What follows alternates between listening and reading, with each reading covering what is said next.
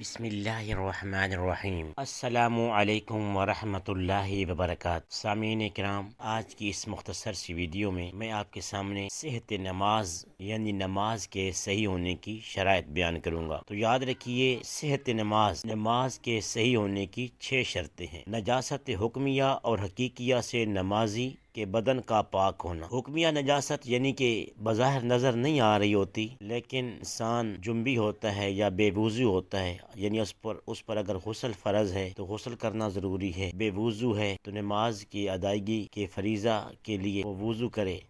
اور حقیقی نجاست جو نظر آ رہی ہوتی ہے۔ دوسرا، نجاست حقیقیہ سے نمازی کے کپڑوں اور جگہ کا پاک ہونا، یعنی جس جگہ وہ نماز پڑھ رہا ہے وہ جگہ بھی پاک ہو، جو کپڑے اس نے پہن رکھے ہیں وہ کپڑے بھی پاک ہوں، اس کا بدن پاک ہو نجاست حکمیہ سے اور حقیقیہ سے۔ تیسری شرط ستر عورت ہے، یعنی جسم کا ڈھانپنا۔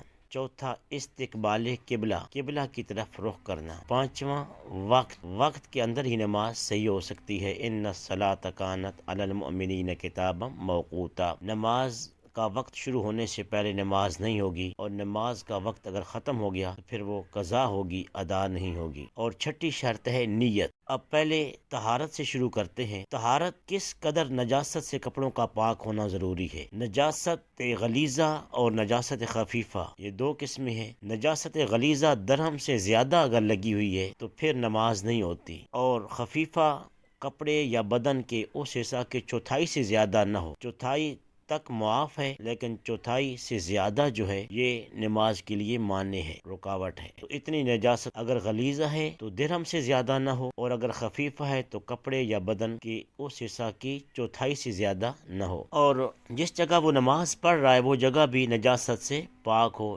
جہاں اس نے قدم رکھنے ہیں، جہاں اس نے سجدہ کرنا ہے، جہاں اس نے سجدہ کرتے وقت ہاتھ رکھنے ہیں، تو کیا نجاست والے کپڑے پر نماز پڑھی جا سکتی ہے؟ کپڑا اگر اتنا موٹا ہے کہ اسے نجاست کی جگہ پر بچھا کر نماز پڑھی تو اس نجاست کی رنگت یا بو محسوس نہیں ہوتی تو نماز ہو جائے گی۔ اگر نجس جگہ پر اتنا باریک کپڑا بچھا کر نماز پڑھی کہ اس کے نیچے کی چیز جو ہے وہ نظر آ رہی ہے، اور یا بو یا رنگت کا اظہار ہو رہا ہے، تو پھر نماز نہیں ہوگی۔ 2 تہہ کا کپڑا اور 1 تہہ نجس ہو جائے تو اس پر نماز پڑھ سکتے ہیں یا نہیں؟ اگر دونوں تہہ ملا کر سی دیا گیا ہو تو دوسری تہہ پر بھی نماز جائز نہیں ہے، کیونکہ وہ 1 تہہ ہی بن جاتی ہے۔ اگر سلے ہوئے نہ ہوں اور موٹی تہہ ہو تو پھر نچلا حصہ زمین والا نجاست والا ہے، اوپر والا کپڑے کی جو تہہ ہے وہ پاک ہے اور رنگت یا بو کا اثر محسوس نہیں ہو رہا، تو پھر جائز ہے۔ ایک اور سوال پیدا ہوتا ہے کہ لکڑی کے نجس تختے پر نماز ہوگی یا نہیں۔ لکڑی کا تختہ اگر ایک طرف سے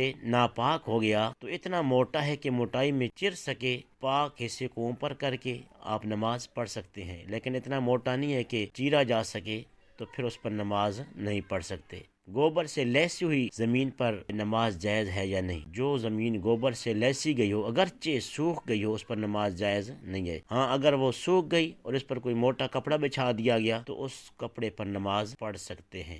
یہ کچھ طہارت کے متعلق مسائل تھے۔ تو سوال یہاں سے شروع ہوا کہ صحت نماز کی شرائط میں سے جو سب سے پہلی شرط ہے وہ طہارت ہے، یعنی نمازی کے بدن کا پاک ہونا، نمازی کے کپڑوں کا پاک ہونا، اور جس جگہ یہ فریضہ نماز ادا کر رہا ہے اس جگہ کا پاک ہونا۔ اللہ تعالی عمل اور سمجھ کی توفیق عطا فرمائے۔